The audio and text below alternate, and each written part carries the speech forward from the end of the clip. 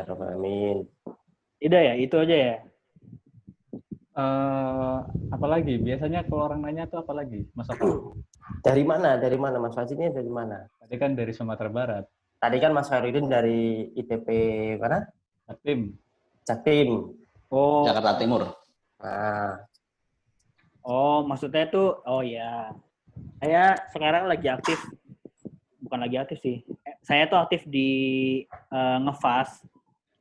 Saya salah satu trainer yang ada di tim Fastabiqul Khairat di Ngefast. Kalau mau lihat berita-beritanya, coba lihat Instagram @ngefast. Ya. Dulu saya satu kelas sama Oka dulu. Oh gitu. Di Bekasi saya di dulu Jakarta. Rumah saya di Jakarta, ikut ngefastnya di Bekasi. Tahun-tahun 2016 tuh kan zaman-zamannya harus pakai visa, harus pakai harus protektor UV, karena Bekasi itu kan udah nggak jelas ya dulu tuh. Sekarang sudah masuk planet itu ya. Planet lain. Pokoknya kalau ke Bekasi tuh gear-nya komplit gitu ya. Udah masker, helm ya kan, sarung tangan, sepatu. Sampai rumah kalau udah pakai tisu tuh ya, itu pasti udah hitam semua. Ke Bekasi itu apalagi kalau ke Cikarang harus pakai body protector lengkap itu. Iya, kalau itu orang Cikarang suka buru-buru soalnya. Wah, juga. Maunya cepet aja gitu. Makanya namanya Cikarang. Pokoknya aku maunya Cikarang. Lanjut aja. Kurang. Apa-apa kurang. Pokoknya Cikarang lah. Nggak boleh ntar-ntaran, harus Cikarang gitu ya.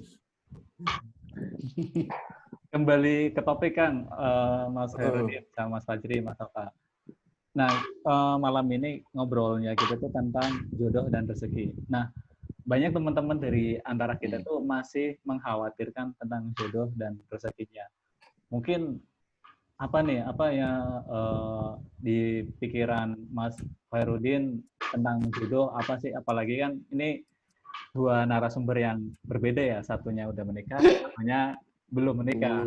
Nah, kayaknya kita sengaja dibenturkan nih Mas Khairuddin. Bukan dibenturkan. Ada sudut pandang lain kan itu. Ada sudut pandang lain yang pas. Kan? Ada sudut pas lah. Sudah nikah. Sudah menikah. Pas lah ini. Kira-kira apa nih sudut pandangnya antara jodoh dan rezeki?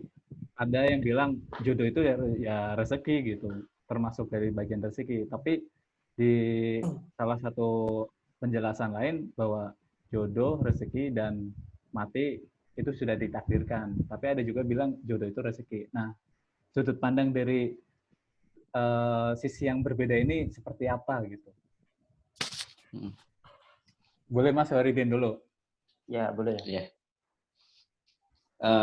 Mengenai jodoh dan rezeki ya. Kalau aneh sih mandang bahwa tadi kan Allah itu kan ketika menetapkan seorang hambanya ketika mau diberikan roh kan sudah ditetapkan semuanya kan. Berapa usianya, bagaimana kehidupannya, bagaimana rizkinya, dan termasuk dari situ adalah jodohnya itu. Dan kan ketika rizkinya habis ya udah berarti kematian akan datang. Jadi kalau saya sendiri sih biasanya kan kadang hari ini kadang yang ketika teman-teman hijrah itu kadang yang membuat kegalauan baru itu biasanya masalah pernikahan, masalah jodoh itu kadang ya wajar saja sih. Kadang juga ketika kita ngumpul-ngumpul akhirnya pembahasannya kadang ujung-ujungnya pun ke masalah jodoh gitu. Ya wajar itu, apalagi usia-usia seperti saya sendiri gitu yang sebenarnya labil gitu ya.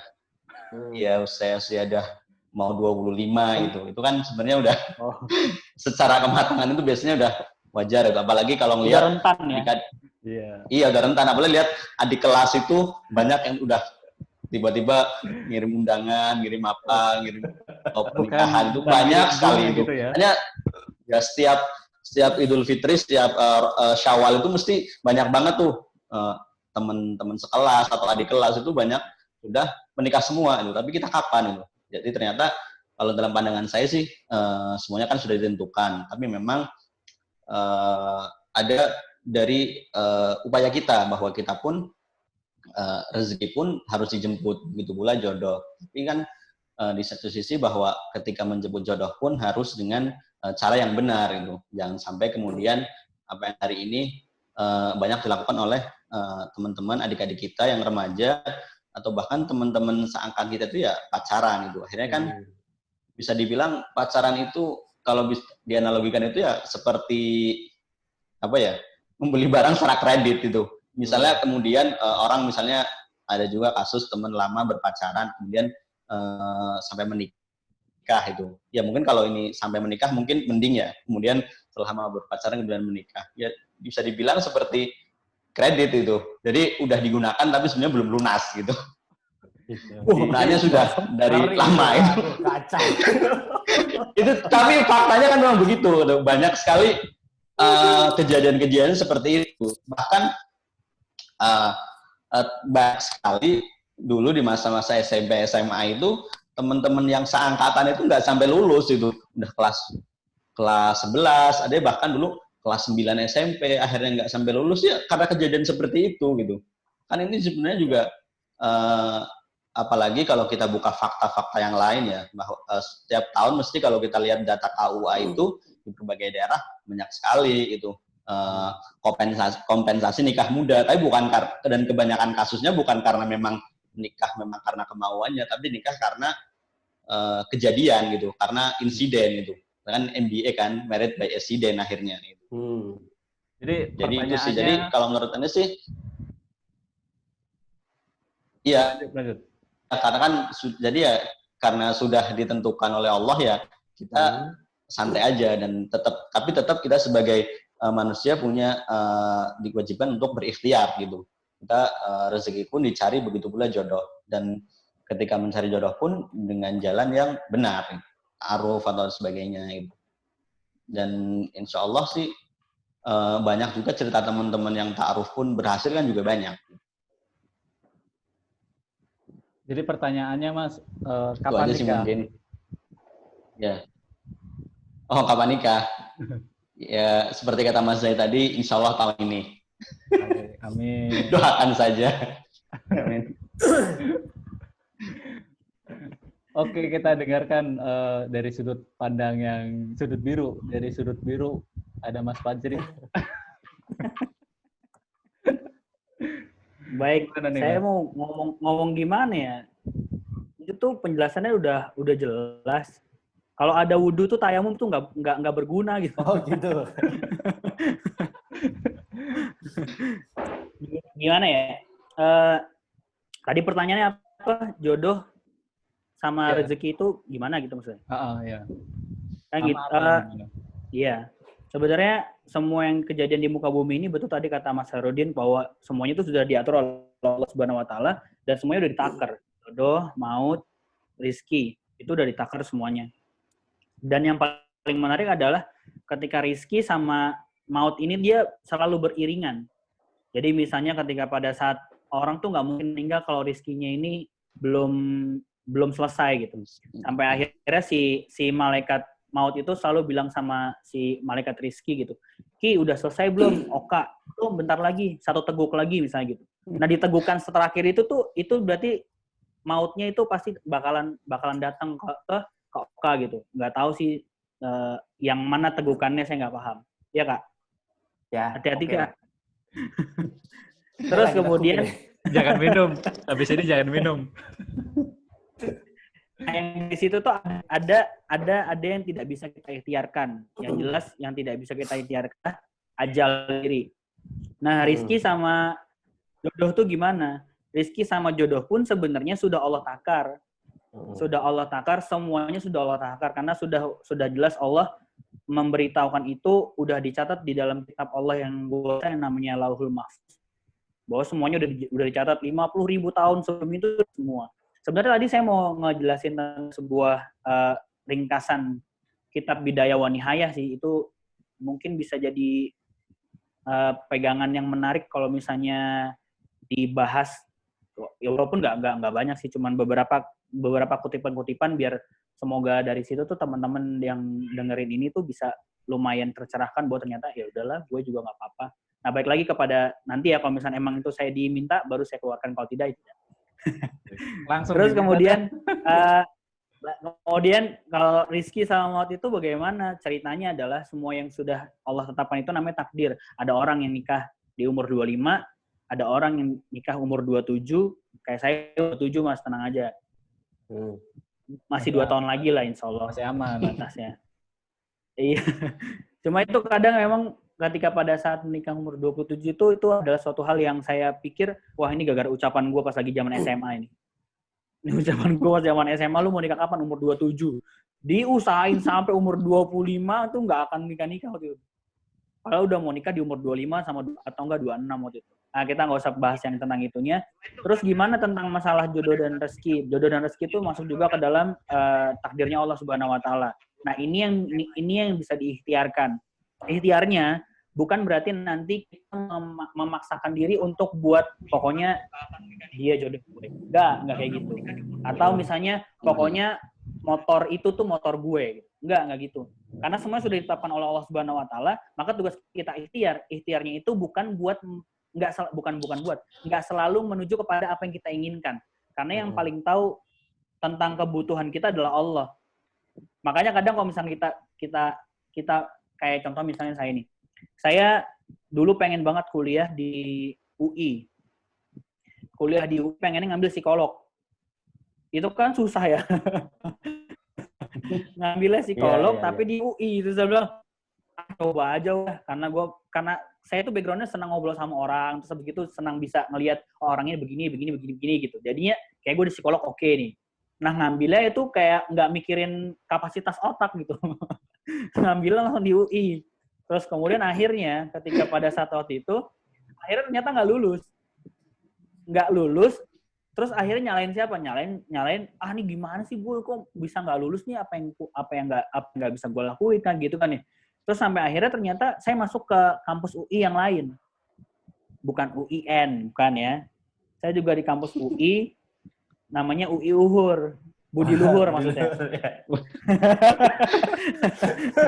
Dan ternyata memang ketika pada saat dibelokkan ke arah sana, ternyata Allah tuh mau ngasih tahu beberapa hal tentang kehidupan ini. Dan memang Allah memberitahukan saya untuk kepada sesuatu yang namanya dibutuhkan gitu.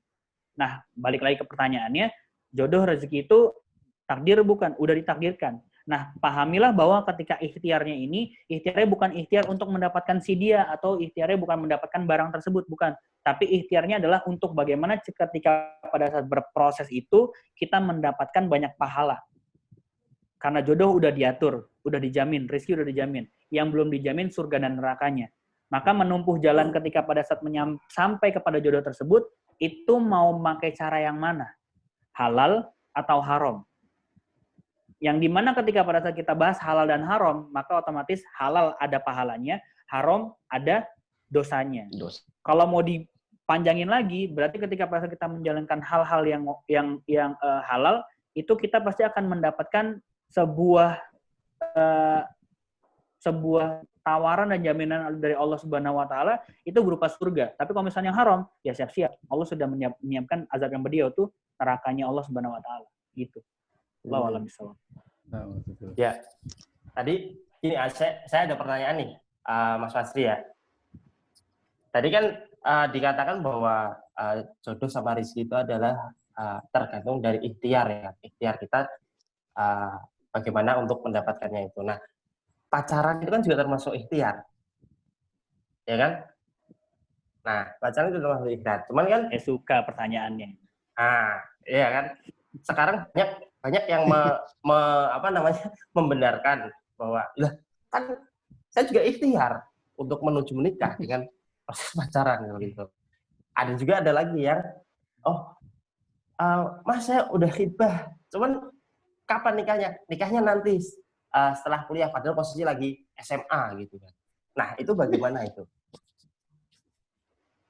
Karena ini pembahasannya tentang pacaran, maka saya serahkan kepada teman saya yang memang di Indonesia tanpa pacaran dulu. Silakan Mas Herudin. Silakan dari Mas Herudin. Pacaran kan. Ini sama-sama ikhtiar loh ya. Ya kan? Iya. Benar iya. Tadi kan juga disebutkan kan sama Mas Fajri bahwa mau memilih jalan yang benar atau yang salah. Kalau kita memilih jalan yang benar, insya Allah akan mendapat pahala. Kalau dapat yang memilih jalan yang salah, ya akan merupakan dosa itu. Apalagi perbuatan haram seperti yang tadi saya sebutkan tadi, bahwa ketika kita memilih pacaran, yang ada itu ya kita hanya melampiaskan hawa nafsu saja gitu.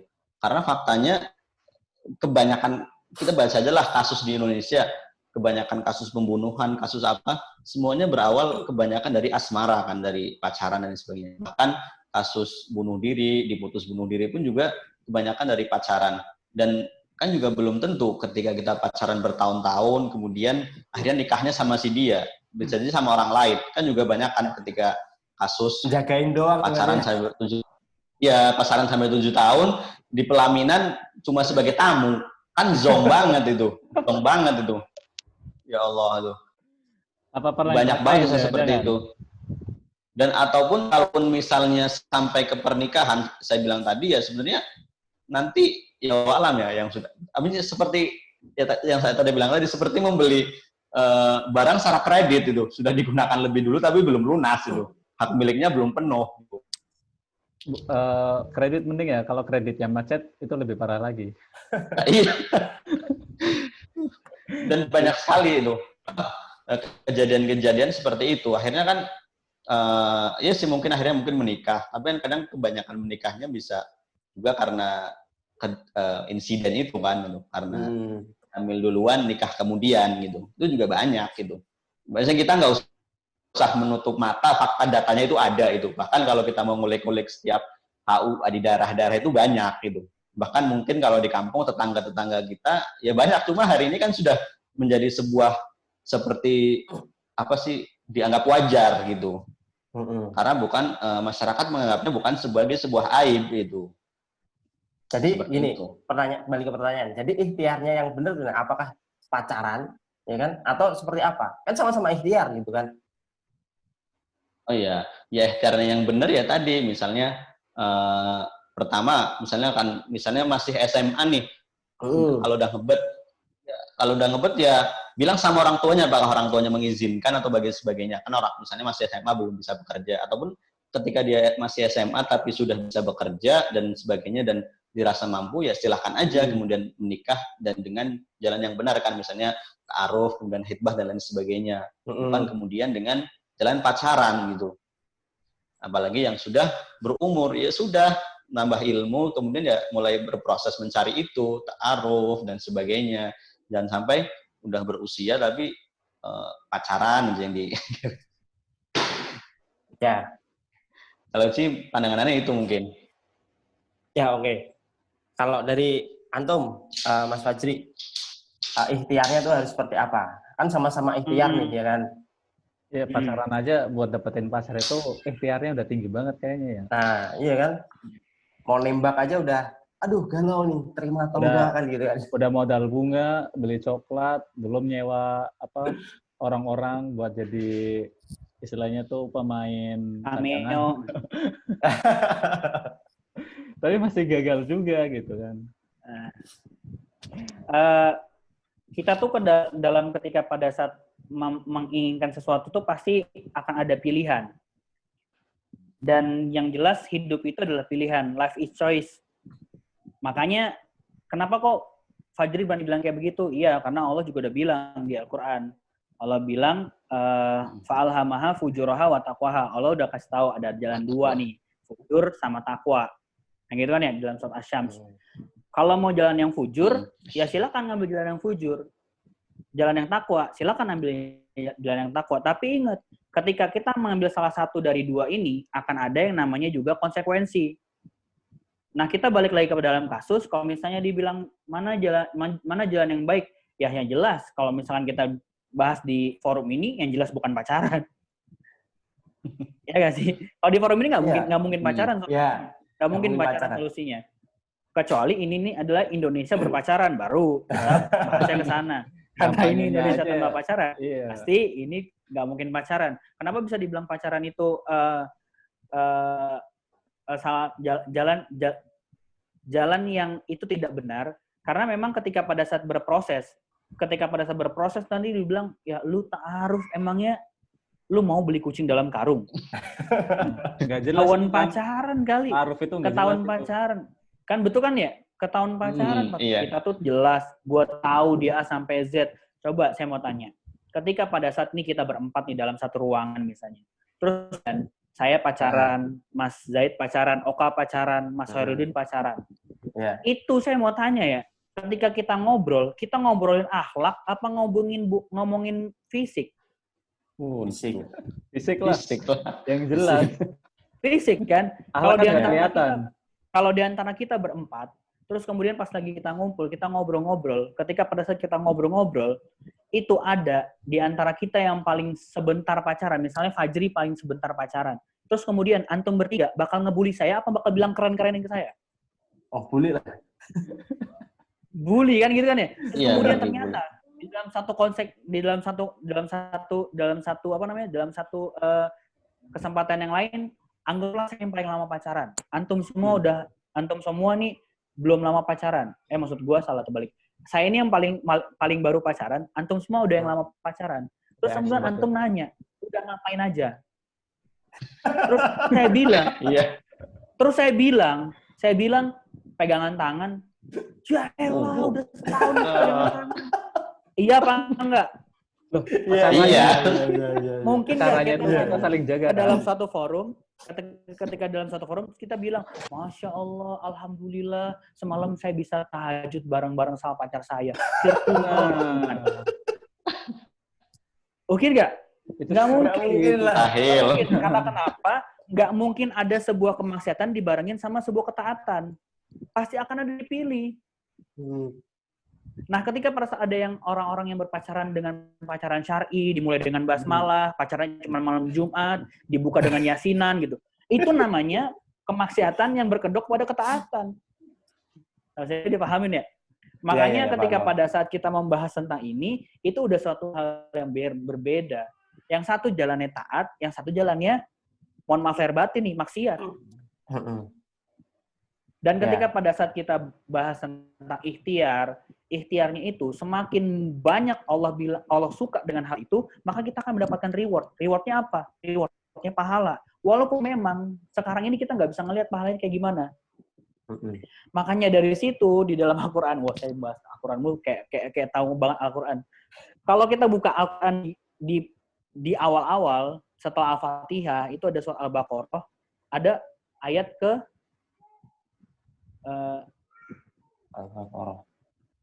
ayat ketiga, posisi sebelah kanan atas. Karena itu paling pertama dibuka, gampang kan? Kan dibilang ya alif lam mim zalikal kitabul la raiba fihi hudal lil muttaqin allazi yu'minuna apa tuh namanya? ghaibi. Allazina yu'minuna bil ghaibi wa yuqimuna sholata dan seterusnya kan juga kan ya. Bahwa kita diminta untuk beriman kepada yang gaib. Salah satu yang gaib adalah pahala. Sekarang emang kita nggak bisa ngelihat. Tapi pahamilah bahwa ketika pada saat kita menjalani kehidupan ini dengan yang namanya ketaatan, maka siap-siap itu kita bakalan ngambil pahala. Makanya Ustaz Hadi selalu sering banget bilang,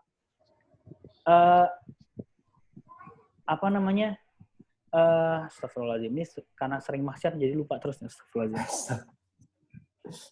Astagfirullahaladzim. Kita itu belum dijamin surga dan neraka kita.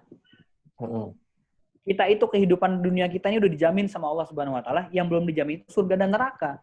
Gimana caranya mau masuk surga atau masuk neraka? Yang ngambil reward apa ngambil punishment-nya? Ngambil jalan yang fujurnya apa jalan yang takwanya? Nah, sekali lagi saya tekankan bahwa pacaran adalah jalan yang fujur. Dan nanti ketika pada saat antum menjalankan hal yang bukan pacaran, taruhlah emang ta'aruf itu. Ta'aruf itu nanti kita akan mendapatkan kenikmatan-kenikmatan yang nggak kita rasain ketika kita pacaran. Kita dapat kenikmatan ta'arufnya, kita dapat kenikmatan sabarnya, kita dapat kenikmatan berdoanya, kita dapat kenikmatan istikharahnya, bahkan kita bakal bisa tahu secara detail tentang si calon kita ini seperti apa. Karena ketika pacaran, coba ya gue tanya, lu semua ketika zaman dulu, kalian semua udah alim, saya lah yang dulu. Saya dulu kan udah gitu. Pengalaman itu pacaran ya? Pada saat pacaran, itu pasti yang ditampilkan oleh kita adalah baju luar. Paham nggak maksudnya? Hmm. Yang keren, Paham. singlet bolong-bolong tuh nggak dikasih tahu. Hmm. Nah, baju yang keren itu yang kita tampakkan. Tapi ketika pada saat nanti antum nikah dengan pacar antum pasti bakal berpikir, wadidaw, ini kelihatan banget English singletnya sekarang.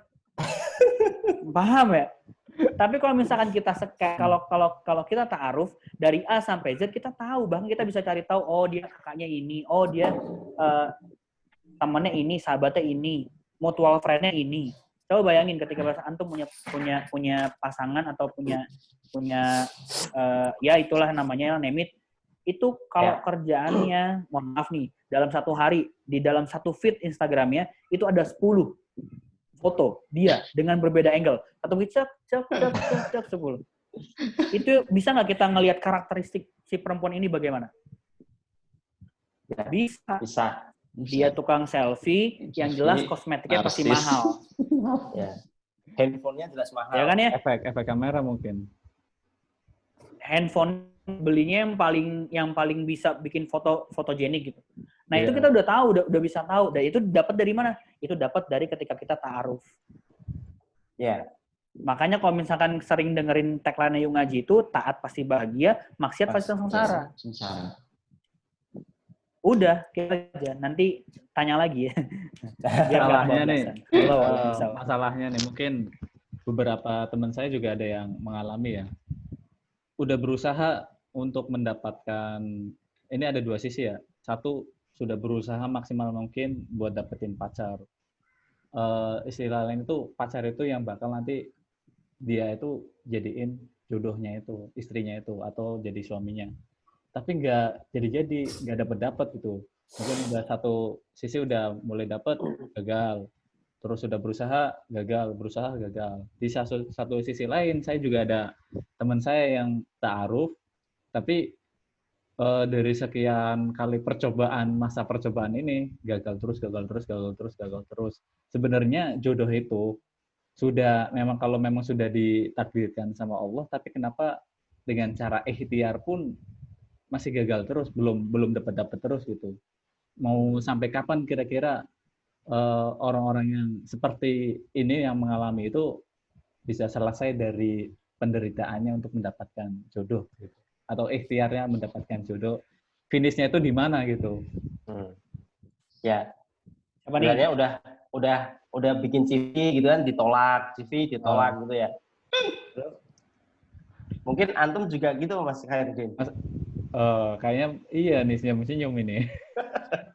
Coba antum dulu. Enggak, cuma bikin CV sekali. Oh iya. Ditolaknya 7 kali. Di mana-mana CV-nya sekali ya. Enggak, silakan, Mas. Enggak, ya, mungkin apa ya? Ya, mungkin menurut Anda sih ya, yang mungkin mau serius nikah tapi dengan jalan pacaran ya. Jadi dia pacaran tapi mau serius untuk nikah, namun nggak dapat. Ya mungkin karena memang satu ini cara Allah untuk menghindarkan dia dari pacaran itu juga mungkin. Atau yang kedua, atau jadi kalau tadi kan di ITP bahas tentang jomblo fisabilillah. Ini kadang salah satu di situ Kak Oksa itu bilang ada 4 jomblo itu, 4 tipe-tipe jomblo kurang lebih. Yang pertama itu jomblo karena ingin fokus pada studi. Biasanya yang ini jomblo yang karena dilarang pacaran orang tuanya. Kemudian yang kedua jomblo karena takut bercinta. Dan misalnya takut karena ketika mau berpacaran ditolak-tolak mulu. Gitu. Atau pernah disakit hati. Gitu. Yang ketiga jomblo karena nggak laku-laku. Gitu. Ya ini mungkin yang ketiga jomblo karena nggak laku-laku. Itu misalnya bisa jadi ketika berpacaran mungkin karena pacaran masih mandangnya fisik, mungkin orang ini ditolak terus karena fisiknya gitu. Padahal mungkin ketika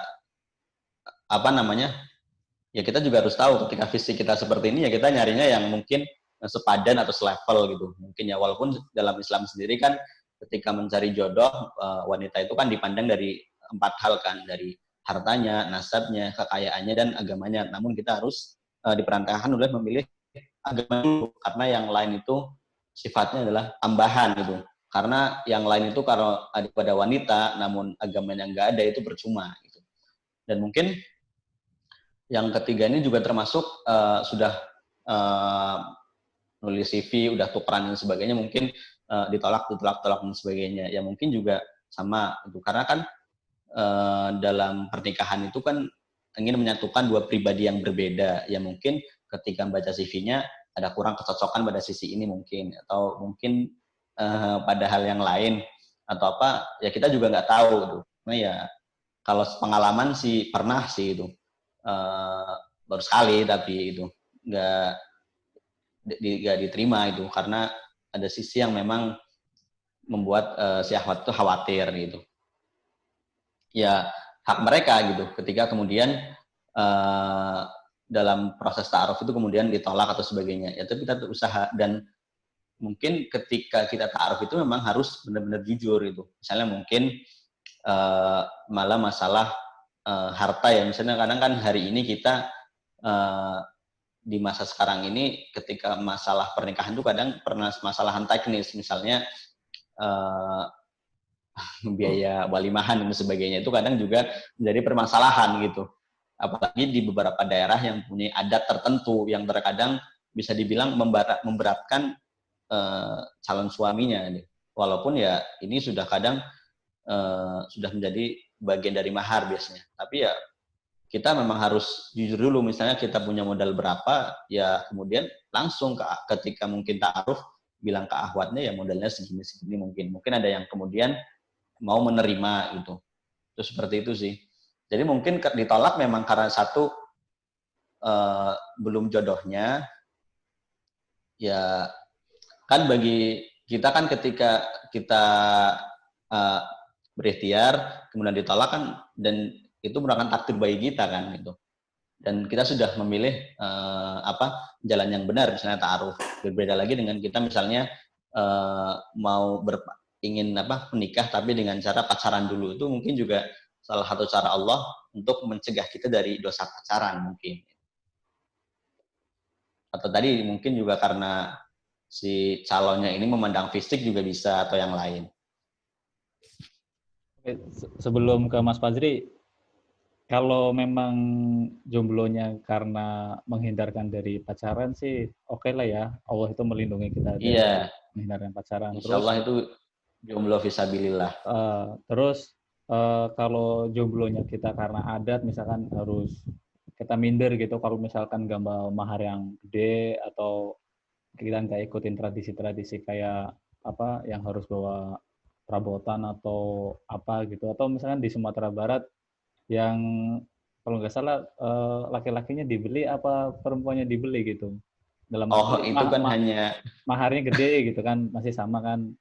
Nah pertanyaannya yang misalkan yang kategori satu lagi nih, yang belum cocok, mungkin belum ketemu jodohnya gitu. Nah pertanyaannya itu sampai kapan bisa ketemu jodohnya itu? Sampai kapan? Iya, kalau memang hanya Allah yang tahu.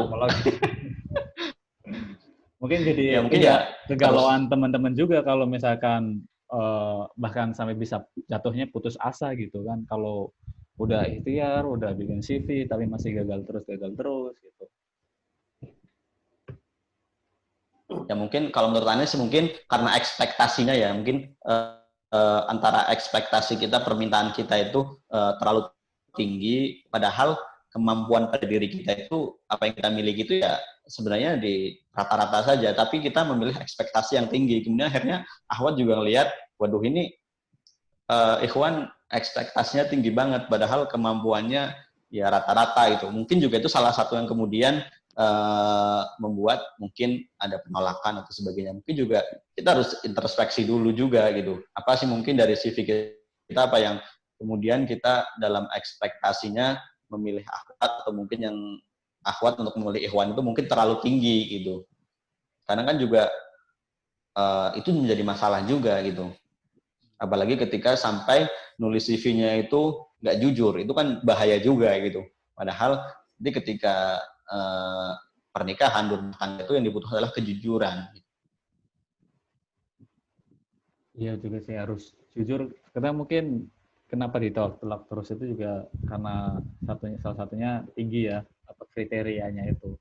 Iya. Kalau Mas Fazri gimana Mas? Dari sisi Kalau yang saya, sudah mendapatkan jodoh. Insya Allah. Baik, Bismillahirrahmanirrahim. Saya coba jawab ya.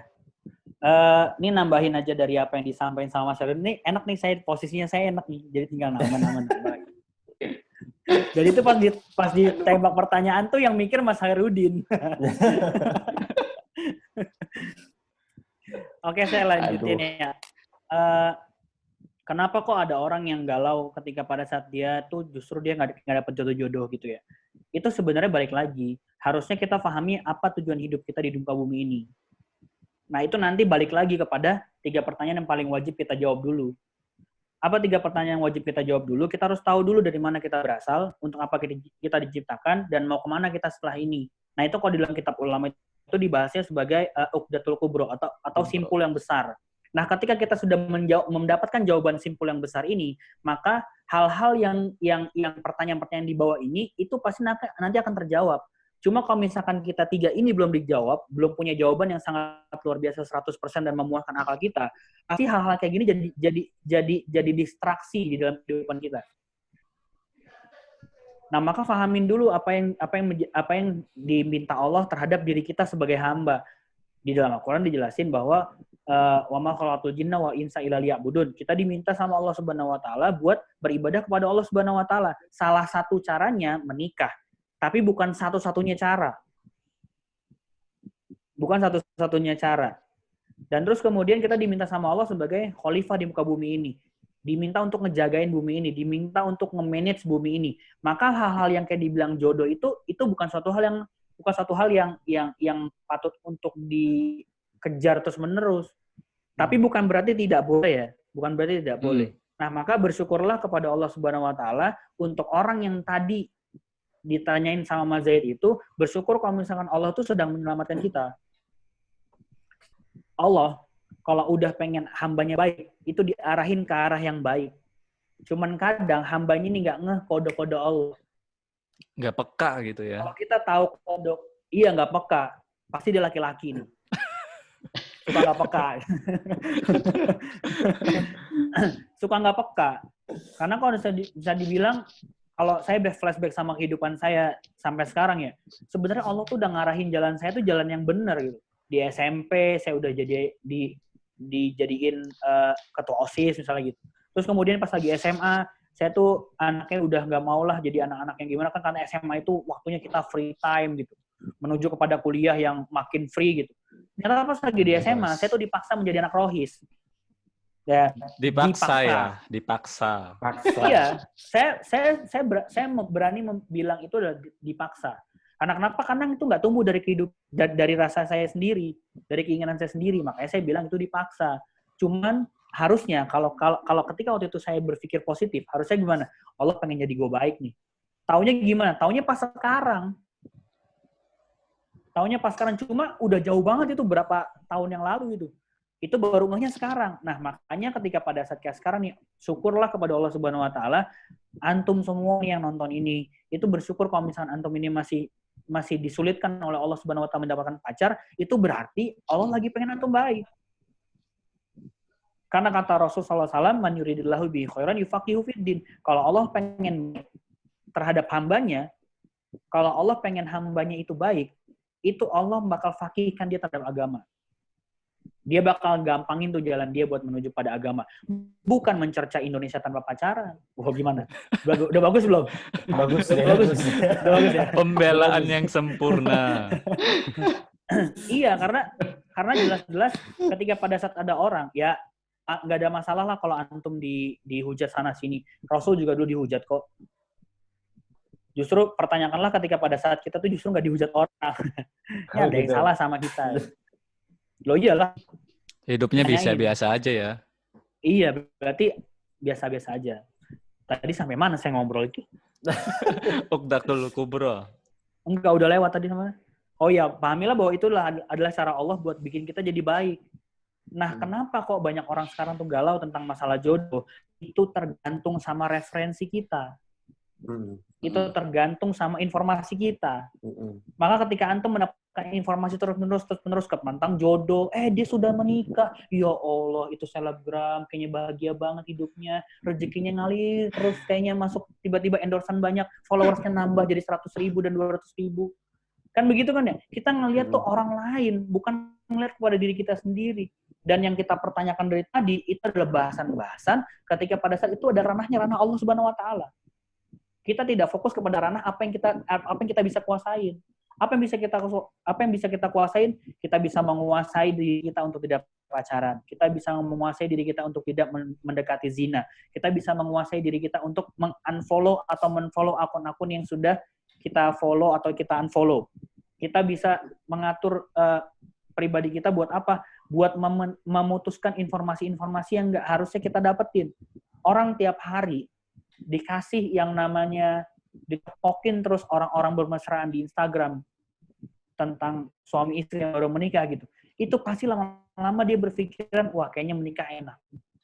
Lu pikir enak? Enak Emang antum bikin enak? Enak banget.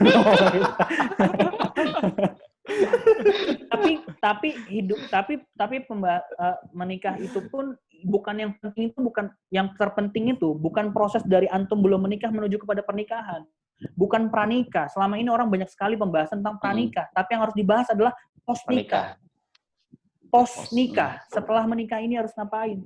Karena ketika pada saat dibilang persiapan menuju pernikahan selesai. Abis itu anak orang mau diapain? Nah makanya pintar-pintarlah memilih informasi. Kita sekarang ini, karena informasi kita yang kemarin, nggak mungkin ada Indonesia tanpa pacaran, tanpa ada referensi sebelumnya. Betul kata Mas Ardun tadi, bahwa ketika kita lihat datanya, setahun itu kurang lebih ya, ini saya yakin sekarang tambah, tahun 2007 atau 2008, itu angka aborsi 2,5 juta. Iya. 2,5 juta, itu berarti Data sekitar Kementerian Kesehatan. Ya, 1% apa? 10% ya dari 250 juta ya? Berapa tuh? 1%. Ya segitulah. 1% kan? Berapa persen dari kelahiran itu? Enggak, saya bukan bahas tentang berapa persen dari kelahirannya. Saya bahas penduduk Indonesianya. Kan 250 juta. Ini 270. yang aborsi 2.500.000 orang. Itu banyak apa dikit? Secara kalau kita lihat konversi dari 250 juta menuju kepada 2.500.000, emang jauh. Tapi kalau misalkan kita jajarin mereka di stadion, berapa coba stadion Gelora Bung Karno yang harus kita siapin? Kalau satu stadion 100.000, berarti kita harus membutuhkan 25 stadion Bung Karno buat mereka tuh aborsi di sana. Ngeri nggak? Itu aborsinya. Zinanya gimana? Itu yang ketahuan. Yang nggak ketahuan gimana? Nah, Ngeri makanya banget ketika ya. pada saat kita mendapatkan referensi itulah yang bakal menggerakkan kita. Makanya ayo pilihlah referensi-referensi yang mau antum masukin ke otak antum, biar otak antum itu, kasar banget kalau antum, biar otak teman-teman itu bisa di-refresh dengan hal-hal yang memang ini fokus kepada apa yang bisa kita ikhtiarkan. Dan ketika kita melihat apa yang kita lihat di Instagram, selebgram begini-begini dan sebagainya, kehidupan mereka begini-begini, yang ditampilkan hanyalah sebuah kebahagiaan. Antum nggak tahu, teman-teman nggak tahu apa yang terjadi di belakang itu. Dan kita nggak bisa ngelihat semuanya tentang hal fisik. Makanya ada dua hal yang sangat luar biasa penting dalam kehidupan kita, itu namanya fisik sama non-fisik. Ya iyalah ya, kalau misalkan ada bahasa Indonesia kan gitu ya. Apa lawan katanya fisik? Ya non-fisik. Gitu. Ya non-fisik inilah yang harus sebenarnya kita pahamin. Bukan hal fisik.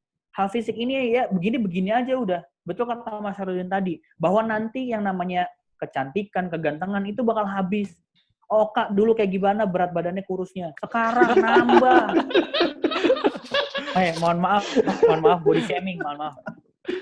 Saya, kalau Oka juga tahu tahun 2016 ketika pada saat awal-awal itu ketemu, itu dia tahu saya gimana kurusnya, gimana saya tuh terlalu metroseksual gitu, menjaga penampilan gitu. Sekarang malah jadi kayak begini. Gitu. Nah itu kalau bahas tentang masalah fisik, itu kita nggak akan bisa sampai. Tapi yang harus kita bahas adalah suatu hal yang non fisik. Apa itu? Tadi yang dibahas sama Mas Rodin, bahwa yang paling penting adalah agamanya. Karena kalau misalnya agama yang dibawa, otomatis yang 3 ini kesingkir. Bukan berarti ini bukan jadi suatu hal yang diperhitungkan, enggak. Tapi yang ketika agamanya ini bagus, tiba-tiba dia jadi cantik, tiba-tiba dia tuh kayak apa ya, nggak ngebosenin.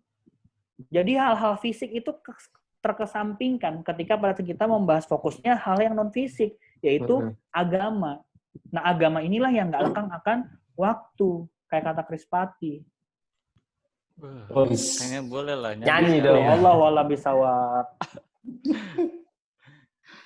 Berarti memang ya namanya jodoh itu ya emang nggak kemana ya, tapi di mana gitu, di mana dan bagaimana cara kita memperoleh dan bagaimana kita memantaskan diri ya.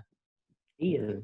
Jadi jangan berputus asa juga ya ketika sudah membuat CV gitu kan, udah ikhtiar untuk menyebarkannya dan ya sudah ditakdirkan memang belum saatnya untuk ditemukan. Maka di saat itulah mungkin ada yang terbaik, sesuatu yang terbaik untuk kita, yaitu memfaqihkan Islam sebelum kita nantinya itu siap untuk menikah. Seperti itu mungkin yang dibahas, yang dipahami. Ya, kurang lebih begitu. Nih Mas Fajar, ini ada pertanyaan masuk ke WA saya nih. Kok bisa? Iya bisa dong. Kok bisa ada pertanyaan? Tiba-tiba ada pertanyaan. Iya nih, mungkin curhat colongan ini dari Kang Bejo. Kang, bagaimana sih? Ini ada biayanya. Bilang sama enggak. Konsultasi kan kayak di dokter ya.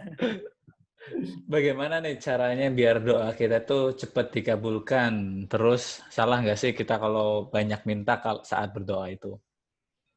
Gimana sih doa biar cepat dikabulkan? Mungkin biar jodohnya cepat didekatkan gitu. Gimana diulang? Cara doa biar cepat dikabulkan. Salah nggak sih kalau mintanya terlalu banyak gitu? Cara biar bisa doa dikabulin. Ini ya, cocok nih, pas banget. Allah itu cuman mengabulkan suatu hal yang kita butuhkan, bukan yang kita inginkan. Ingat ya, posisikan kita bukan sebagai Allah yang sebagai decision maker. Posisikan kita sebagai hamba, yang jelas kita ini hamba bukan Tuhan. Kita nggak tahu bagaimana kita tuh bisa dikabulkan doa kita. Itu yang jelas ada beberapa poin, ada 3 poin. Allah kalau misalkan ngabulin doa kita, itu kalau misalnya emang itu ada maslahat buat diri kita, kebaikan buat diri kita, itu pasti Allah doain. Itu pasti Allah kabulin.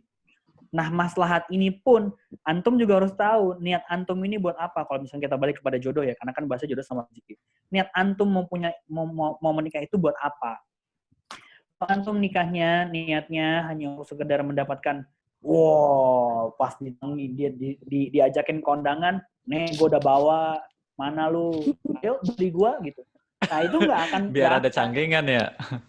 Iya, terlalu sempit pemikirannya. Karena kenapa bisa kayak gitu? Mungkin bisa jadi visi dia ini nggak panjang.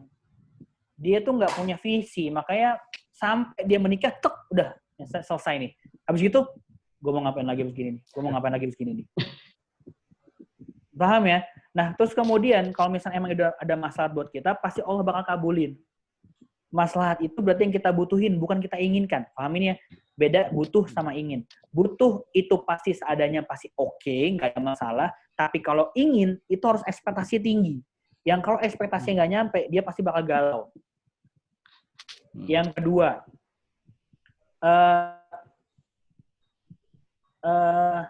Allah bakal ngabulin doa kita kalau misalnya kita ini udah siap. Ngerti ya? Kalau kita udah siap, Allah pasti bakal ngabulin itu. Ada anak kecil, misalnya, dia masih umur 5 tahun. Ketika umur 5 tahun, karena dia sering nonton sinetron, terus dia lihat, mama, aku mau beli motor ninja tuh, kayak di situ tuh ninja yang warna hijau tuh yang besar, wung gitu. Orang tuanya itu punya uang buat beliin ninja 250 cc itu. Kalau kita sebagai orang tua, mau nggak ngasih? Enggak lah. Nggak mungkin. Ya Nggak mungkin. elah, lu naik aja masih butuh gua angkatin. Kaki lu ke stang juga belum tentu bisa. Tangan lu ke stang juga belum tentu bisa. Kakeknya Duduk juga mungkin belum masih tentu bisa nyampe. jadi betul, pasti nggak akan nyampe. Orang tuanya punya duit, punya, ada uangnya, bisa dibuat dibeliin. Tapi dia belum pas buat dapetin motor Ninja tersebut. Sama kayak kita, berarti kita nih masih belum pantas. Masih belum pantas. Contoh lagi, ini kita masuk ke ranah agama nih ya. Rasul Shallallahu Alaihi Wasallam itu ketika pada saat Rasul minta sama Allah Subhanahu Wa Taala, ya Allah pindahin dong kiblatnya dari Masjidil Aqsa ke Masjidil Haram ke Mekah.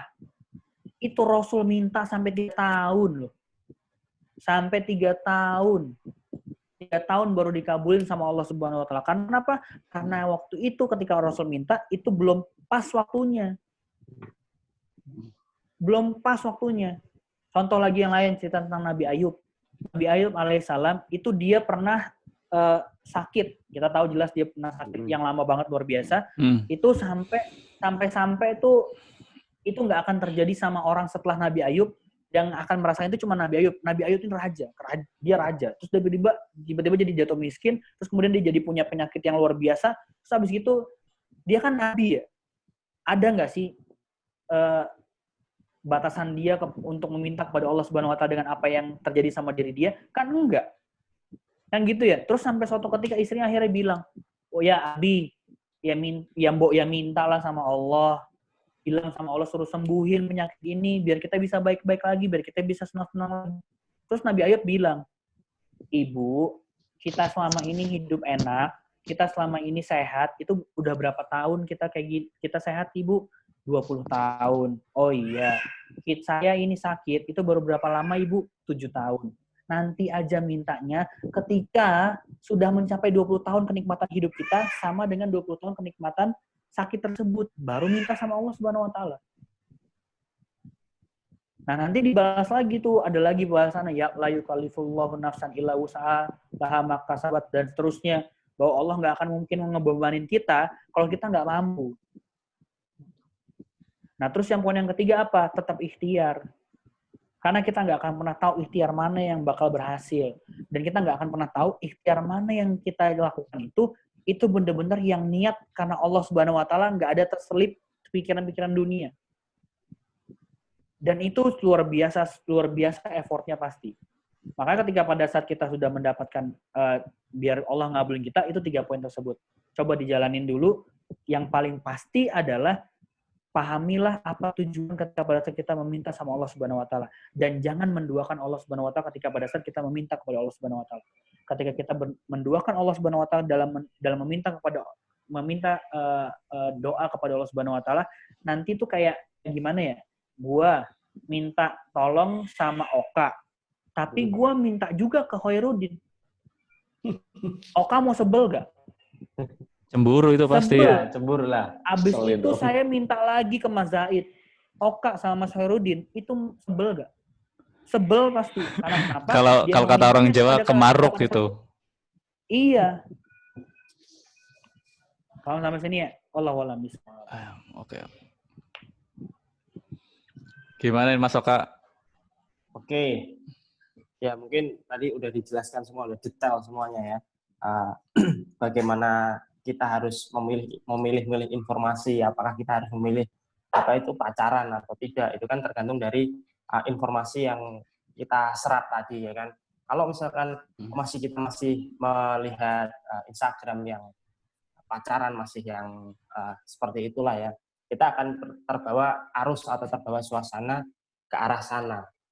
Makanya buat teman-teman yang lihat tayangan ini, silahkan di-subscribe dan di-share sebanyak-banyaknya, ya kan? Oh, ini tuh live YouTube ya? Ini live YouTube. Iya, YouTube. Oh, dari tadi baru sadar. Ya, buat teman-teman yang melihat tayangan ini di YouTube, silahkan di-subscribe channelnya di Indonesia Tanpa Pacaran Bekasi Cup, dan silahkan di-share sebanyak-banyaknya supaya mendapatkan manfaat teman-teman yang lain. Dan juga buat teman-teman yang ingin gabung juga, silakan bisa Japri kemana Mas Zaid? Bisa DM di Instagram atau Japri ke nomor admin. Bisa nanti kita tindak lanjuti, kita eksekusi. Oke. Tapi Oke. tadi pembahasan dari kejodoh semua ya. Iya. Rezekinya dibahas. Nah, itu mungkin ada Next ini Kang. lah nanti lah. Next. Ada statement seperti Ini ini. kita sampai jam berapa? Ini sampai jam 9, kebetulan udah sampai jam 9 kan ya? Nah, nih kira-kira 5 menit lagi lah. Oke. Ada statement seperti ini, Mas Fajri. Rezeki yang baik adalah rezeki atas usaha tangannya sendiri. Begitu juga jodoh bagi kaum laki-laki, yaitu jodoh yang baik adalah jodoh yang didapat atas pengorbanannya sendiri, datang kepada calon istri sebagai pangeran. Kira-kira gimana nih? Statement seperti ini bener gak sih? Kalau memang jodoh, mungkin ini statement lebih ke untuk laki-laki ya. Datang aja langsung ke calonnya gitu. Ke perempuannya. Oh, tadi kayak nggak ke situ deh arahnya pas lagi pertanyaan awalnya. Coba diulang tadi di awalnya. Ini Jadi, berbeda soalnya tadi kayak tadi kan kita ngebahas tentang doa, terus kita kembali ke jodoh lagi gitu. Jodoh dan rezeki. Rezeki yang baik itu kalau rezeki yang kita usahakan, yang kita ikhtiarkan. Begitu juga jodoh. Jodoh yang baik ya jodoh yang kita ikhtiarkan. Lalu bagaimana dengan rezeki yang datang sendiri dan jodoh yang datang sendiri? Atau bisa juga rezekinya itu kita dikasih, jodohnya itu kita dijodohkan gitu. Instan banget gitu, kayaknya gampang banget sih dapetinnya, sedangkan gue susah amat gitu. Gimana Mas Harudin mau jawab dulu? Kalau ini ya, coba deh dari kisah-kisah para sahabat ya.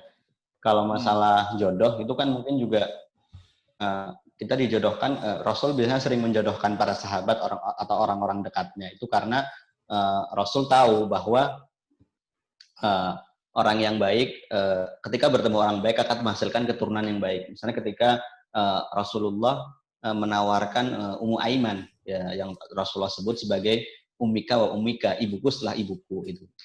Ketika Ummu Aiman ketika itu usianya sudah lebih dari 40 tahun, karena ketika merawat Rasulullah itu beliau sudah berumur kurang lebih 15 tahun dan Rasulullah sudah diangkat dari Nabi dan Rasul. Ummu Aiman masih hidup, bahkan Ummu Aiman waktu itu posisinya sudah menjanda dan punya 1 anak.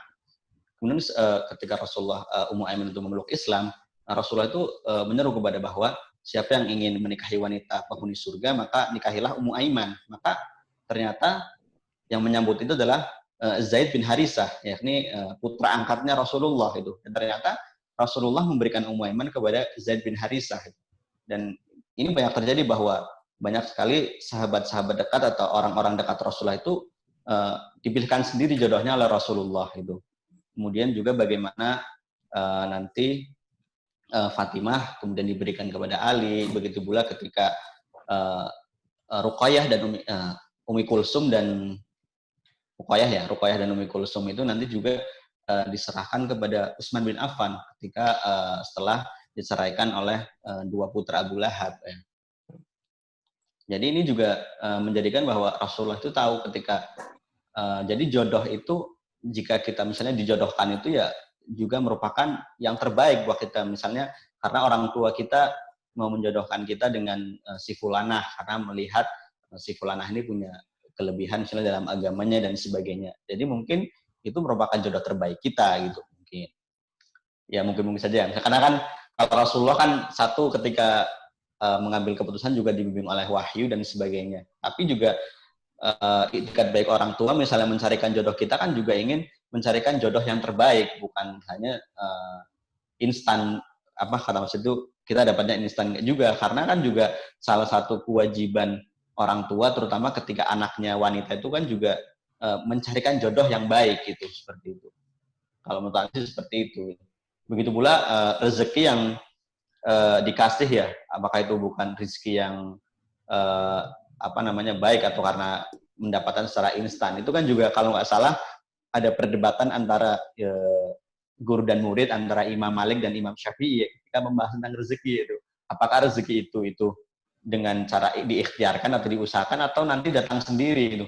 Ternyata kemudian kedua-duanya benar itu, karena ada rezeki yang memang datang tanpa diusahakan dan ada rezeki yang harus diusahakan. Ketika kemudian dua guru dan murid ini berdebat, kemudian untuk membuktikan masing-masing, Imam Syafi'i bekerja, kemudian mendapatkan upah dan upah itu diberikan anggur, dan kemudian anggur itu dibawa ke gurunya itu. Dan kemudian Imam Syafi'i berkata bahwa wahai guru, bahwa rezeki ini harus diikhtiarkan dulu.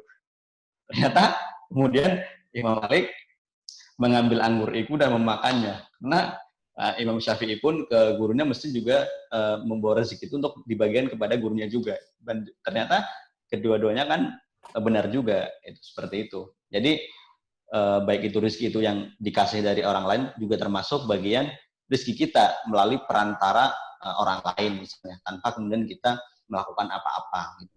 Jadi semuanya ya jangan menganggap ketika jodoh kita itu dijodohkan kemudian bukan jodoh terbaik, atau kemudian rezeki kita karena lewat orang lain kemudian bukan rezeki yang terbaik, itu bukan juga. Gitu. Seperti itu sih. Ya, alhamdulillah. Ya Mas Fajri, kalau dari Mas Fajri gimana? Tadi kan pembahasannya bahwa ikhtiar kita sendiri gitu. Jodoh yang bagus itu adalah jodoh yang kita ikhtiarkan sendiri. Rezeki yang keren itu adalah rezeki yang kita ikhtiarkan sendiri. Nah, saya cuma punya ada satu pertanyaan balik yang menggelitik sih. Kemana Allah di situ?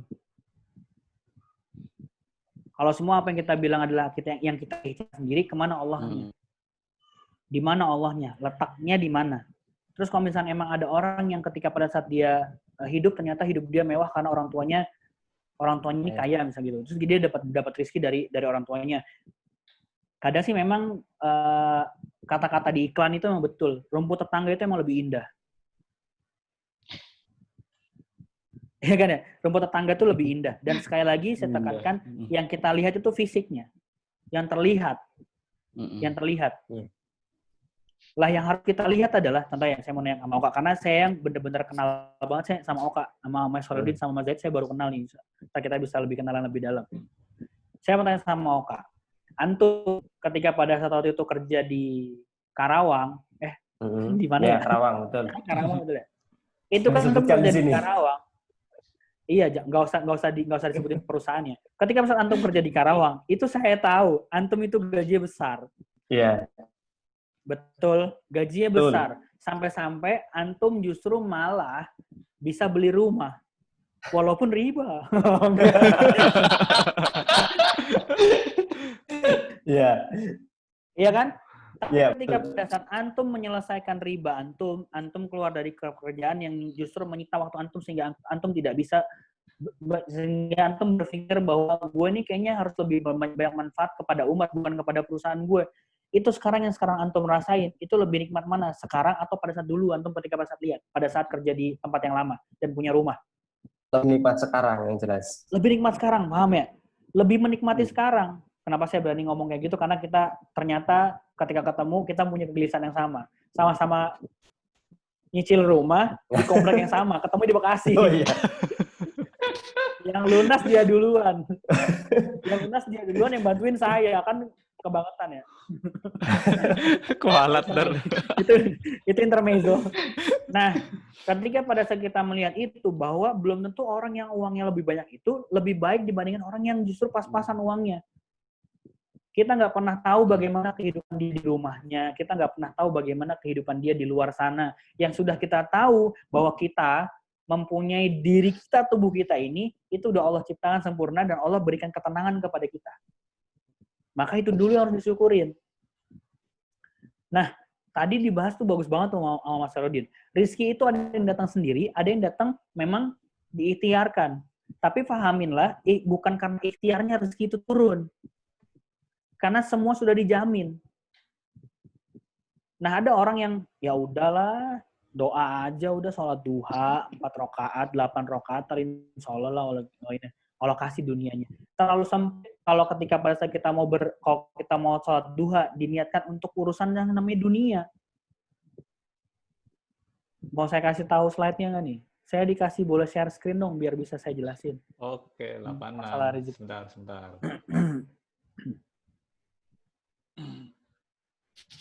Sampai jam berapa ini?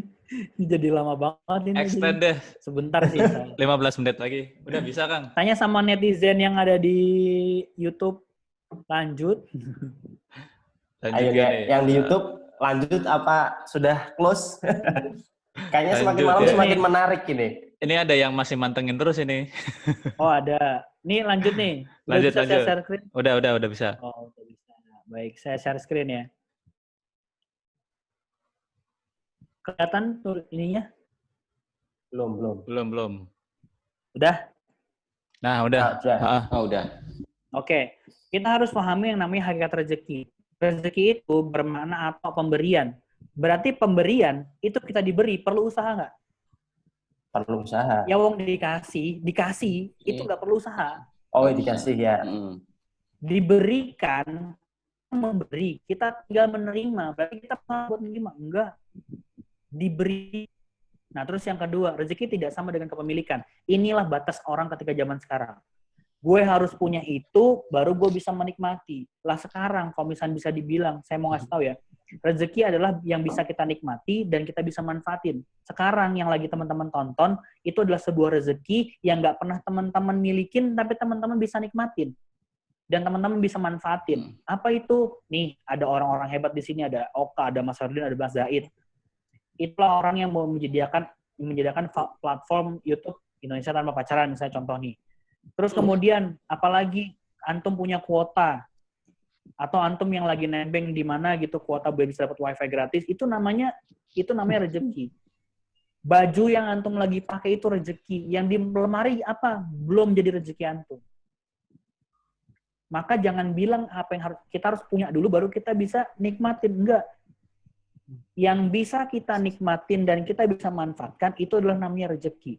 Enggak selalu memiliki. Kayak cinta gitu kan ya. Tidak selalu memiliki. Dan rezeki berbeda dengan... Berarti belum rezeki dong kalau cinta belum memiliki. Nah iya, betul. Rezeki itu berarti nikah dulu ya? Berarti nikah dulu. Belum tentu pacaran itu jadi rezeki antum. Wah gimana? Udah bagus loh. Saya mau didaulat ITP.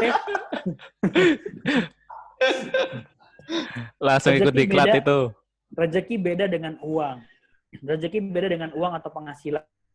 Ketika kita berpikir bahwa rezeki sama dengan uang, maka siap-siap kita bakal diatur untuk mencari uang itu. Kita tuh sumpek. Kita berpikir bahwa kalau gue gak punya uang, gue berarti gak dapat rezeki. Paham ya? Nah, terus kita lanjutkan lagi. Untuk memperolehnya itu bisa dari jalan yang halal, bisa jalan yang haram. Semuanya disebut rezeki. Rezeki yang di jalan halal, itu namanya rezeki halal. Rezeki di jalan haram, itu namanya rezeki yang haram. Nah, selanjutnya, kita harus pahami dengan namanya peta rezeki.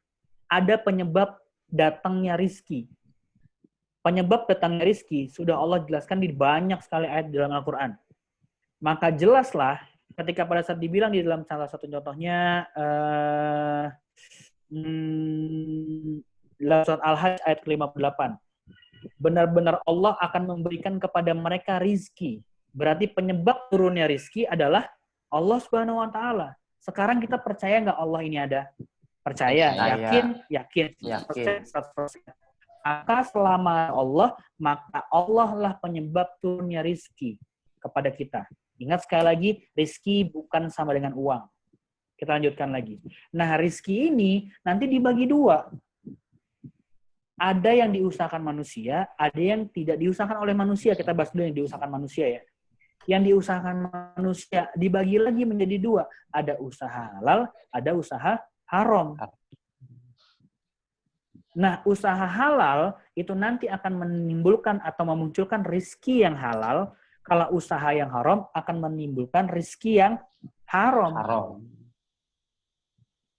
Orang ngejambret, dapatlah di dalam dompetnya itu 500.000. Itu rizki bukan buat dia. Rizki. Belum tentu sampai dia bisa memanfaatkan. Oh iya, jangan bilang rizki. Lupa ya betul. Bisa aja ketangkep ya di tengah jalan ya. Bisa jadi ketangkep gitu dia malah jadi dapat musibah gitu. Gitu ya. Nah, ketika pada saat dibahas seperti ini berarti ada yang namanya hisab di sana. Udah usahanya halal, otomatis rizkinya halal, hisapnya pun pahala.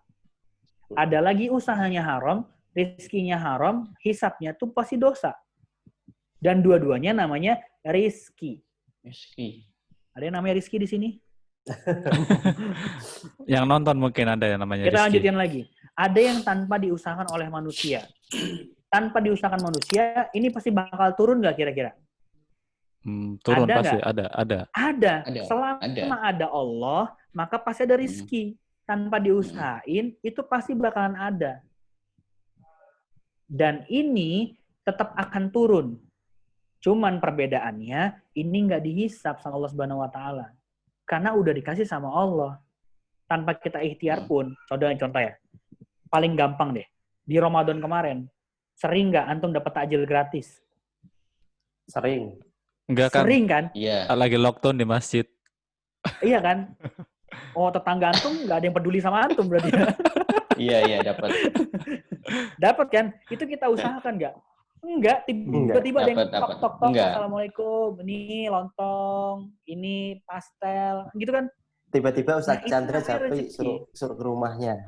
Bawa degan. Nah, itu namanya rezeki. Paham ya? Nah, sekarang saya mau tanya sama teman-teman semua nih. Ada rezeki yang tidak diusahakan, ada yang kita usahakan. Tapi ingat ya, ini bukan karena usaha kita, karena ada Allahnya di sana. Oke, kita lanjutkan lagi. Kalau pertanyaannya, kalau misalnya usahanya halal, terus ada usaha yang haram, ada yang halal sama yang haram, antum milih usaha yang mana? Halal apa haram? Halal. Pasti tentunya halal. Jelas. Nah, gitu ya. Sekarang kita hapuskan halal. Ada yang tanpa diusahakan, yang dia akan tetap turun juga, sama ada pilihannya usaha yang haram. Antum mau pilih mana? Yang haram apa yang nggak usah bahas yang haram ya. Ada yang dihisapnya pahala sama dosa, otomatis kita ngambilnya hisap yang pahala. Sepakat? Sepakat. Ada yang hisapnya dosa sama ada yang tidak dihisap. Antum lebih pilih yang mana? Tidak dihisap. Tidak dihisap. Tidak dihisap. Betul, karena kenapa? Kita tahu kalau misalnya kita ada hisap pahala, ada hisap dosa yang kita pilih, otomatis Allah sudah jelas-jelas ngasih tahu kepada kita bahwa Allah sudah menyediakan yang namanya neraka. Itulah kenapa alasannya saya akhirnya keluar dari perbankan. Perumahan itu nomor 2, level 1 itu saya ahlu riba, kafah saya. Jangan-jangan yang ACC Mas Oka waktu di Karawang. Kalau sampai sini ya. Iya, maka ketika pada saat kita membahas tentang peta perjalanan rezeki ini, maka kita harus pahami bahwa semua tentang rezeki itu nggak melulu namanya uang. Kita bisa kumpul di sini, rizki. Kita bisa ngedengerin YouTube ini, rizki. Kita bisa mendapatkan pemaparan dari pemateri yang di sini yang luar biasa, itu rizki. Kita dihindarkan dari namanya pacaran, itu rizki. Kita dapat teman-teman yang bisa ngajarin kita kepada ketaatan, itu namanya rizki. Paham sampai sini ya? Maka ketika pada saat kita bahas tentang ini pun, harusnya, saya stop dulu ya, biar nggak ketahuan materi saya. Rahasia dapur. Biar nanti diundang lagi, diajakin ngobrol-ngobrol lagi. Wes, mantap. Tinggal nanti Mas Zaid ini. Nah, dari situ, maka berarti yang harus kita pahami, ketika ada orang yang dia mendapatkan rizki, yang itu tidak diusahakan sama dia, perlu ngiri nggak? Enggak, karena dia pun tidak mendapatkan hisab dari apa yang dia dapatkan dari misalkan didapatkan dari orang tuanya, warisan dan sebagainya, itu nggak didapat hisab, kecuali ketika udah dia mendapatkan itu, dia pakai nih untuk jalan yang baik atau jalan yang buruk. Nah, itu baru ada hisabnya di sana. Pemanfaatannya bagaimana? Sampai sini dipahamin ya? Insya Allah jelas sekali. Insya Allah. Kalau misalnya tapi ini belum ada closing statement, nanti tunggu closing statement baru saya mau closing statement. Oke. Allah alam bisa. Baik, mungkin dicukupkan aja Mas Zahid. Langsung sudah terlalu malam ini. Biar nanti mungkin nextnya mungkin dari Mas Fajri bisa dipanggil lagi gitu ya, bisa sharing bareng sama kita. Nah, ini 3 kali ya. Antum udah disuruh ini ya, bersihin popok.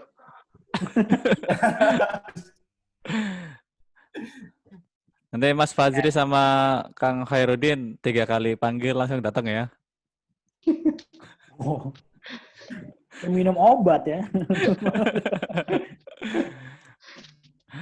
Oke, langsung lah Insyaallah. penutup Insyaallah. closing statement sebelum teman-teman tidur beranjak ke tempat tidurnya. Monggo. Kang Khairuddin. Siapa dulu? Silahkan, Mas Saya. Khairuddin.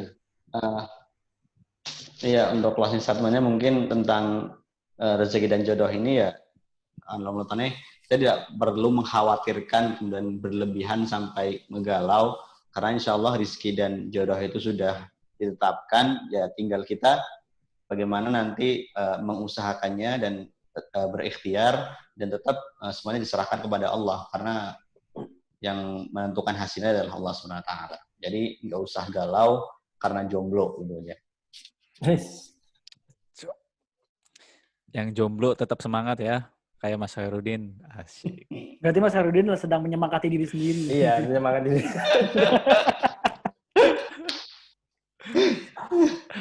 Bagaimana yang udah menikah?